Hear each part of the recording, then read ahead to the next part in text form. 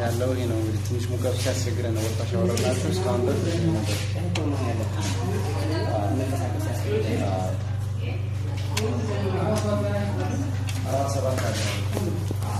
ላየች ቤት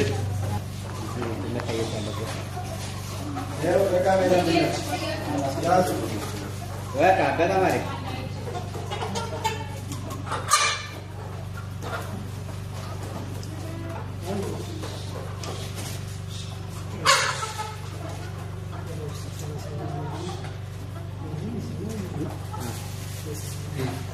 It's a